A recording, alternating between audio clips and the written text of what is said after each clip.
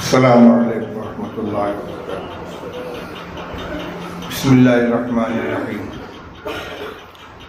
अल्हम्दुलिल्लाहि रब्बिल आलमीन वस्सलातु वस्सलामु अला सय्यिदिल अंबिया'i वल मुरसलीन सय्यिदिना व नबिय्यिना व मौलाना मुहम्मदिन नबिय्यिल उम्मिय्यिल अमीन व अला आलिहि व अस्हाबिहि अजमईन।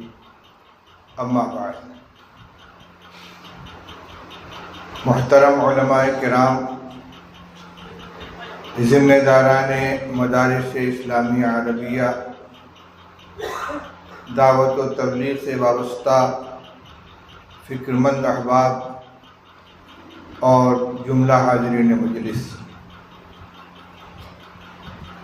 आज के इस नुमाइंदा और मुंतखब इज्तिमा का मकसद क्या है, किस गरज से आप हज़रात को यहाँ तशरीफ़ लाने की ज़हमत दी गई है, ये बात अच्छी तरह आपके सामने आ चुकी है और तमाम ज़रूरी बातें बयान की जा चुकी हैं। एक बात जिसकी तरफ तफसील से मुतवज्जे नहीं किया गया, मैं आपके सामने थोड़ी सी उसकी वजाहत चाहता हूँ। अगरचे इशारे में मौलाना मुफ्ती मोहम्मद अफ़ान साहब ने उसका तज़किरा कर दिया कि हम जब मकातिब का तज़किरा करते हैं तो मुनज़्ज़म मकातिब की क़ैद क्यों लगाते हैं, सिर्फ मकातिब क्यों नहीं कहते? क्या फ़र्क है मकातिब और मुनज़्ज़म मकातिब के अंदर? इस सिलसिले में हमारे बुज़ुर्ग दोस्त मौलाना मुफ्ती मोहम्मद अफ़ान साहब ने स्कूलों के तरीक़े तालीम और मदारिस के रिवाजी तरीक़े तालीम के दरमियान मुआज़ना करते हुए जिन उमूर की तरफ इशारा किया वो बहुत अहम है। अभी इत्तेफाक की बात यह है कि आज व्हाट्सएप के ऊपर एक वीडियो गश्त कर रहा है। ये समझ में नहीं आ सका कि ये कहाँ का है, लेकिन अंदाज़ा ये है कि ये पड़ोसी मुल्क का है, जिसमें एक उस्ताद एक तालिब इल्म की इस बेदर्दी से पिटाई कर रहा है कि हालांकि वो तस्वीर है लेकिन देखकर पसीना आ रहा है। तो मकातिब सिर्फ मकातिब हो, हमारे जहन में अब तक ये था कि मुनज़्ज़म मकातिब और आम मकातिब में ये फ़र्क है कि एक जगह फ़ीस ली जाती है और एक जगह फ़ीस नहीं ली जाती। हालांकि हकीकी फ़र्क यह नहीं है, पूरे निज़ाम और पूरे सिस्टम का फ़र्क है। मकातिब का मकसद सिर्फ इतना है कि बच्चे आएँ, उनको नाज़रा पढ़ा दिया जाए, कुरान पाक पढ़ा दिया जाए और उनको इस लायक बना दिया जाए कि वो किसी मदरसे में दाखिला ले सकें या हिफ्ज़ कर सकें। मकतब का मकसद हासिल हो गया। उनका लिबास कैसा है, उनकी हाज़िरी का तनासुब क्या है, उनके सरपरस्तों को अपने बच्चों को मकतब में भेजने की फ़िक्र कितनी है, खुद बच्चों को पढ़ने से कितनी दिलचस्पी है, इन चीज़ों पर नज़र नहीं होती। और मुनज़्ज़म मकातिब में जो चार चीज़ें आपकी तरफ के सामने पेश की गई हैं, निसाब तालीम, निज़ाम तालीम, निगरानी और एक चीज़ क्या थी, तरीक़े तालीम, ये उसके बुनियादी अनासिर हैं। सिर्फ ये फ़र्क नहीं है कि एक जगह फ़ीस ली जाती है और एक जगह फ़ीस नहीं ली जाती। ये तो निज़ाम को चलाने के लिए और उसको खुद कफील बनाने के लिए रास्ता इख्तियार किया गया और इसका भी दखल है। जिस चीज़ को हासिल करने में पैसा खर्च होता है उसकी कदर और कीमत होती है। असली तालीम में आप देखते हैं कि बड़ी बड़ी फ़ीस डोनेशन देकर दाखिला कराया जाता है, यूनिफॉर्म के नाम पर और टीचिंग के नाम पर, ट्रांसपोर्टिंग के नाम पर बड़ी बड़ी रकमें खर्च की जाती हैं, इसके बावजूद कीमती ट्यूशन भी कराया जाता है। बच्चे भी शौक से जाते हैं और घर वाले भी महसूस करते हैं कि हम इतना पैसा खर्च कर रहे हैं इस तालीम के ऊपर, तो हमारा बच्चा इससे महरूम ना रहे। तो बहरहाल इसका नफ्सियाती असर पड़ता है कि एक फ्री एजुकेशन है, मुफ्त की तालीम है मकतब के दर्जे में, मैं मदारिस की बात नहीं कर रहा हूँ, वहाँ का निज़ाम कुछ और है, और एक है खर्च करके पढ़ाने वाला। ये फ़र्क ज़रूर है, लेकिन मुनज़्ज़म मकातिब में इन चारों चीज़ों के ऊपर नज़र रहनी चाहिए, और यही उसका बुनियादी फ़र्क है आम मकतब में और दूसरे मकातिब के अंदर। दूसरी बात जो हज़रत सदर मोहतरम दामद बरकातुहुम ने इब्तिदान इशारे में कही थी, और मैंने सोचा था कि मैं खड़े होकर उसकी वजाहत करूँगा, लेकिन अल्हम्दुलिल्लाह उन्होंने ख़ुद अपने गुफ्तगू के आखिर में उसकी वजाहत कर दी कि हमारा मकसद और हमारा इसरार इस पर नहीं है कि दीनी तालीमी बोर्ड से ही वाबस्ता होकर मकातिब का निज़ाम चलाया जाए, बल्कि मुल्क में बहुत से इदारे हैं, बल्कि बाज़ वो तंजीमें हैं कि जिनका काम ही सिर्फ मकातिब को चलाना है, और मुल्क के मुख्तलिफ हिस्सों में उनके बड़ी तादाद में मकातिब चल रहे हैं। जहाँ माहौल उनको कबूल करने का हो, उनकी हिफाजत ज़्यादा महसूस होती हो, उनको कर दिया जाए। ये बात सिर्फ आपके सामने नहीं कही जा रही है। गुज़िश्ता इजलास जो दीनी तालीमी बोर्ड का आमिला का इजलास हुआ था दिल्ली में मस्जिद अब्दुल नबी के अंदर, उसमें भी हज़रत मौलाना सैयद महमूद असद साहब जीज़ा मजदूम ने बहुत ज़ोर देकर बड़ी क़ुव्वत के साथ बार बार इसको दोहराया। हालांकि जमाअत के जो खुद्दाम हैं, जो रज़ाकार हैं, जो वर्कर हैं, जो मेहनत करने वाले हैं, उनकी ये फितरी ख्वाहिश होगी कि हमारा प्लेटफार्म, हमारे खिदमत का मैदान अपनी तंजीम हो और अपना दीनी तालीमी बोर्ड हो, जमीयत उलमा हिंद हो।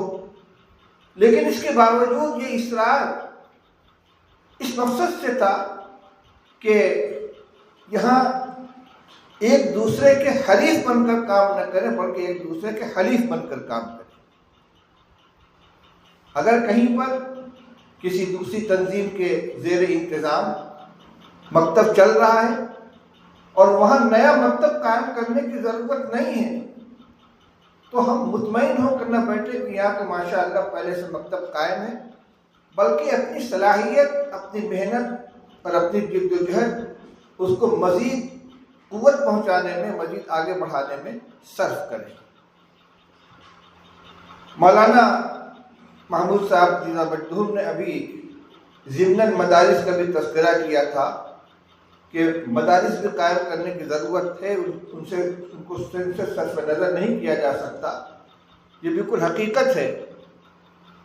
इस मुल्क के अंदर दीन की हिफाजत के लिए जो पहली कोशिश हुई है वो मदारिस की शक्ल में हुई है, और ये मकातिब उनकी फ़ुरू हैं, उनकी शाखें हैं, उनके बरगोबार हैं। इसलिए जैसे किसी नई बस्ती के अंदर एक पावर हाउस होता है, फिर उससे इलाकाई पावर स्टेशन बनाए जाते हैं, फिर घरों के अंदर उनका कनेक्शन पहुंचाया जाता है, इसी तरीके से एक बड़ी आबादी में सिर्फ मकातिब का अगर क़याम है और मदारिस बिल्कुल न हो, तो उनको कंट्रोल करने वाले उलमा, ज़िम्मेदारान, मसऊलीन मुहैया नहीं हो पाएंगे। लेकिन वो फ़र्ज़ किफ़ाया वाली तालीम के लिए एक बड़ी बस्ती में एक मदरसे का क़याम भी काफ़ी होगा। हाँ, ये ज़रूर है कि जहाँ पहले से कोई मदरसा मौजूद है और उससे उस इलाके की ज़रूरत पूरी हो रही है, हमारे नए फ़ुज़ला फ़ारिग़ होकर जाएँ तो उनको अपनी खिदमत के लिए कोई नया मदरसा कायम करने के बजाय मकातिब के क़याम और उसके निज़ाम को चलाने की तरफ तवज्जो करनी चाहिए।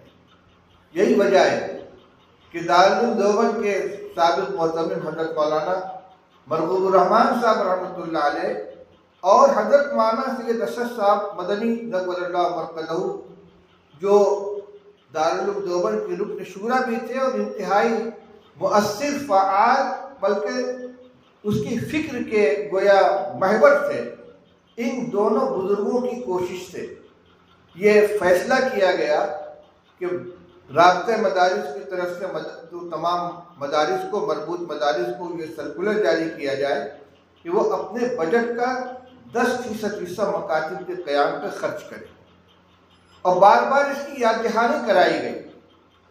मौलाना महमूद साहब ने उसमें थोड़ी सी तरमीम का मशवरा दिया दो तरह से।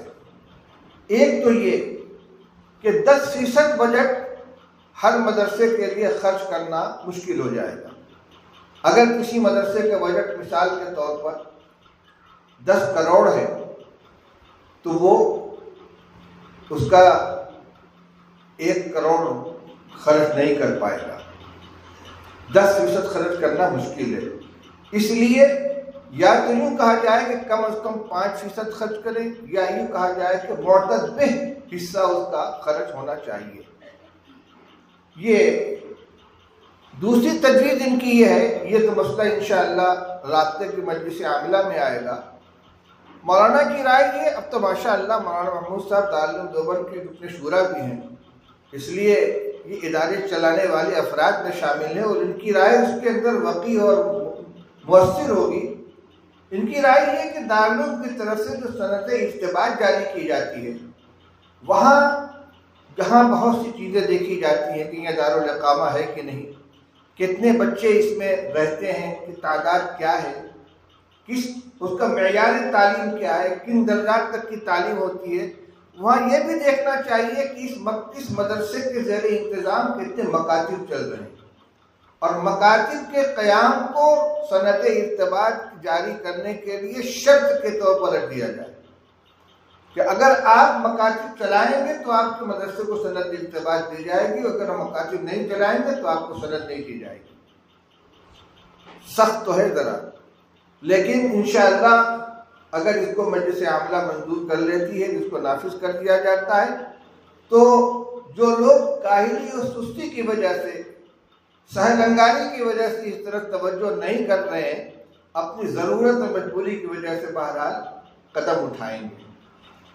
अभी ये बात हो रही थी कि तकरीर मकसूद नहीं है, जिम्मेदारी का एहसास और अज़ाइम का इजहार और काम के लिए अपने अंदर लगन पैदा करने और जज्बा पैदा करने की ज़रूरत है। इस सिलसिले में अभी 2 काम बाकी हैं, जैसा कि सदर मोहतरम ने मुझे बतलाया। एक तो अज़ाइम का इजहार, अभी आपने सुना कि रायचूर में तहफ़्फ़ुज़ ख़त्म नबूवत का इजलास था, और माशाअल्लाह हमारे दोस्त ज़ीशान हसन कादरी, अल्लाह उनको उन्हें बरकत दी दे, उन्होंने और अपने अहबाब ने जो मेहनत की, तो पूरे इलाके से हज़ारों हज़ार ज़िम्मेदार और कई सौ उलमा उसके अंदर शरीक हुए। उसमें तकरीबन 3000 मकातिब के क़याम का अज़्म किया गया, और अब उनका जायज़ा भी लिया जा रहा है। उनकी बाकायदा फहरिस्त बनाई गई, कौन जिम्मेदार है, किस इलाके के अंदर मकतब कायम करना है, फिर उनसे रब्ता करके मालूम किया जा रहा है कि आपने अब तक कितने मकातिब कायम किए और आइंदा आपका क्या निज़ाम है। और जमीयत की तरफ से, दीनी तालीम बोर्ड की तरफ से जो इजलास होता है, उसमें भी अज़ाइम का इजहार कराया जाता है। मजलिस आमिला के गुज़िश्ता इजलास में भी हर इलाके के ज़िम्मेदारों से उनके इरादों का इजहार कराया गया, उसको नोट किया गया। आज भी अमल करना है। आप सहूलत को न देखें कि हम बआसानी 10 मकतब कायम कर सकते हैं तो 8 का ऐलान करें, नहीं। अगर आप बआसानी 10 मकतब कायम कर सकते हैं तो 15 का इजहार कीजिए, ताकि 10 तो आप सहूलत के साथ कायम कर लें और 5 मेहनत करके, कुर्बानी देकर, खून पसीना एक करके कायम करें। इसलिए कि ज़रूरत जितनी है, कितना भी मकतब हम कायम कर लेंगे, लेकिन जिन मकासद को सामने रखकर ज़रूरत के तहत मकासद कायम किए जा रहे हैं, उनके लिए ये भी नाकाफ़ी है। एक ही बात का बार बार इआदा मुनासिब नहीं है, मकातिब के क़याम की क्या ज़रूरत है, कितनी अहमियत है, ईमान और अक़ीदे की हिफाजत है, आगे आने वाली नस्ल के ईमान की फ़िक्र करनी है। ये हमारा बुनियादी मकसद है। अपनी गुफ्तगू ख़त्म करने से पहले मैं सिर्फ एक आयत और उसका तर्जुमा आपके सामने पेश करता हूँ, हालांकि इसको शुरू में खुतबा के बाद पेश करना चाहिए था। अल्लाह ताला इरशाद फरमाते हैं, अऊज़ु बिल्लाहि मिनश शैतानिर रजीम, अम कुंतुम शुहदाअ इज़ हदर याक़ूबल मौत इज़ क़ाल लिबनीहि मा तअबुदून मिन बादी क़ालू नअबुदु इलाहक व इलाह आबाइक इब्राहीम व इस्माईल व इसहाक़ इलाहन वाहिदा व नहनु लहु मुस्लिमून। सदक़ल्लाहुल अलीयुल अज़ीम। अल्लाह ताला इरशाद फरमाते हैं, क्या तुम लोग उस वक्त मौजूद थे जब हज़रत याक़ूब के इंतकाल का वक्त करीब आया और उन्होंने अपने बेटों से ये फरमाया कि मा ताबुदून मिन बादी, तुम लोग मेरे बाद किसकी इबादत करोगे, तुम्हारा माबूद कौन होगा। जवाब क्या मिला इसको बाद में देखिए। ये सवाल करने वाले कौन हैं? उलुल अज़्म पैगंबर हैं, हज़रत याक़ूब अलैहिस्सलाम जो खुद नबी हैं, उनके वालिद हज़रत इसहाक़ नबी हैं, उनके वालिद हज़रत इब्राहीम नबी हैं और उनकी औलाद में हज़रत यूसुफ और तो कम से कम नबी हैं और तफसीरी रवायात के मुताबिक मुतअद्दिद अंबिया हैं। नबूवत का ख़ानदान है। पूरी ज़िंदगी दीन को पहुँचाने में औलाद की तरबियत में सर्फ हुई है, लेकिन दुनिया से जाते जाते एक नबी बाप को अपनी औलाद के बारे में जो फिक्र है, ये नहीं है कि तुम मेरे बाद क्या खाओगे, कहाँ रहोगे, तुम्हारा ज़रिया माश क्या होगा, तुम्हारी ज़िंदगी कैसे गुजरेगी। फिक्र है तो एक है, मा ताबुदून मिन बादी, तुम लोग मेरे बाद इबादत किसकी करोगे। बेटे क्या जवाब देते हैं? अपने वालिद मोहतरम की तरबियत, उनकी तालीम का जो नक्श उनके ऊपर बैठा था, तो बैक जुबान सब ने कहा था, कालू नअबुदु इलाहक व इलाह आबाइक इब्राहीम व इस्माईल व इसहाक़ इलाहन वाहिदा। अब्बा जान आप इत्मीनान रखें, हम उसी माबूद की इबादत करेंगे जो आपका भी माबूद है। आपके आबा व अजदाद हज़रत इब्राहीम, हज़रत इसहाक़, हज़रत इस्माईल का माबूद है इलाहन वाहिदा व नहनु लहु मुस्लिमून, वो एक माबूद है, हम उसी की इताअत करेंगे। तो सारी ज़िंदगी की मेहनत के बाद एक पैगंबर जो बनी इसराइल के जद्दे आला हैं, उलमाए किराम जानते हैं इसराइल हज़रत याक़ूब अलैहिस्सलाम ही का नाम है। अब बनी इसराइल में जितने नबी हुए हैं वो सब हज़रत याक़ूब की औलाद में से हैं, जिनमें हज़रत मूसा है, हज़रत हारून है, हज़रत सुलेमान है, हज़रत दाऊद, हज़रत हिज़कील हैं। ये तमाम अंबिया बनी इसराइल हैं, सिवाय हज़रत इस्माईल अलैहिस्सलाम के जो नबी करीम सल्लल्लाहु अलैहि वसल्लम के जद्दे आला है। तो सैकड़ों अंबिया के जद्दे आला, उनको फिक्र है अपनी औलाद के बारे में ज़िंदगी के आखिरी लम्हे में, तो उनके दीन और ईमान की फिक्र है, तो कम से कम ये फिक्र हमारे अंदर आ जाए और उस फिक्र को अपने अंदर ज़िंदगी में पैदा करें, ताकि मेहनत के बाद जब हमारी आँख बंद हो तो हमें इसका इत्मीनान हो कि हमारी औलाद इंशाअल्लाह दीन के ऊपर कायम रहेगी। अब वक्त आएगा इस बात का कि आप हज़रात से अज़ाइम लिए जाए। अल्लाह ताला हमें इसकी तौफीक अता फरमाए। अभी कई अहम काम बाकी हैं और वापसी भी जल्दी है, इसलिए मैं अपनी गुफ्तगू इतनी बात पर ख़त्म करता हूँ, इस उम्मीद के साथ कि अब तक जो गुफ्तगू की गई है आपने इससे मौजू की अहमियत को समझा होगा, अपनी ज़िम्मेदारी को महसूस किया होगा और ज़्यादा से ज़्यादा अज़्म और हिम्मत के साथ आपने अपने इरादों का इज़हार फरमाएंगे। अल्लाह ताला हमें इसकी तौफीक नसीब फरमाए। व आखिर दावाना अल्हम्दुलिल्लाहि रब्बिल आलमीन।